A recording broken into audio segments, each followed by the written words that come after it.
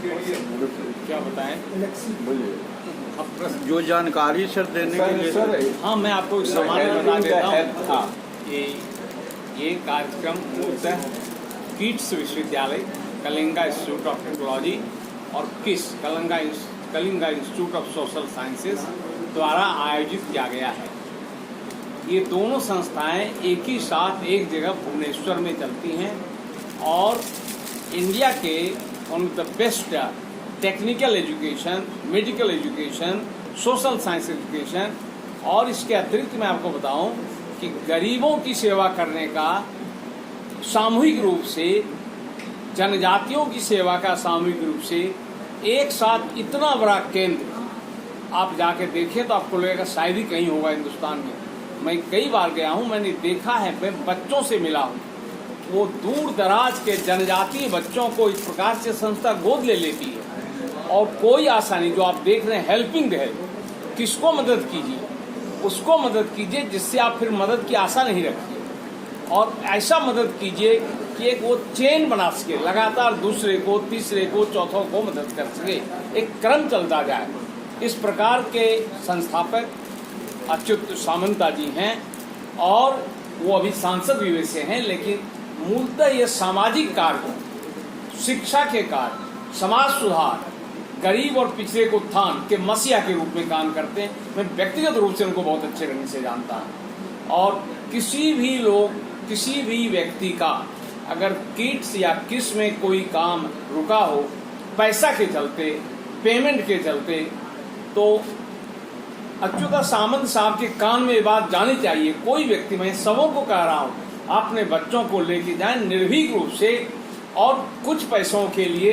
वैसे तो उनके यहाँ चार्जेस भी बहुत नॉमिनल हैं, लेकिन इनके कारण ये काम नहीं रुकेगा और प्लेसमेंट बिल्कुल गारंटी है। जो बच्चे वहाँ जाते हैं उनका प्लेसमेंट होता है।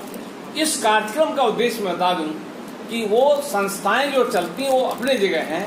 देश के प्राय हर एक कैपिटल नगरों में, अधिक जगहों पर वो साल में एक बार आम लोगों के बीच इस जागृति को लेकर, इस अवेयरनेस लाने के उद्देश्य से एक दिन का प्रेस कॉन्फ्रेंस, वो स्वयं भी यहाँ कई बार इस स्थिति में आए हैं, और या फिर कोई कार्यक्रम, लेक्चर प्रोग्राम आदि वो आयोजित कराते हैं, जिसका उद्देश्य है कि जो भी समाज में छुटे हुए हैं, सही ढंग से, कोई नारेबाजी नहीं है, कोई राजनीति इसमें नहीं है, जो समाज में छुटे हुए वर्ग हैं उनको अच्युत सामंत का यह संदेश जाए कि उनके लिए आशा की किरण भुवनेश्वर के उपनगरीय बस्ती में है और वो यहाँ पर सोनू जी हैं, इनसे संपर्क कर, या अन्य भी बहुत सारे लोग हैं जो जिनके बच्चे वहाँ गए हैं, उनसे अब अनुभव प्राप्त करें।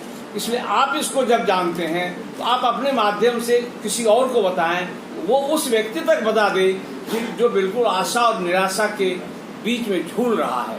अभी मैडम भी एक बच्ची की कहानी कह रही थी। ऐसे बच्चियों के लिए वो केंद्र वरदान है और जीवन रेखा को, भाग्य रेखा को बदलने का एक तीर्थ स्थल है। बिहार में भी इस तरह के केंद्र यूनिवर्सिटी की तरफ से खोला जा सकता है? बिल्कुल खोला जा सकता है और अच्युत सामंत साहब आज से 5-6 साल पूर्व भी इस उद्देश्य से आए थे।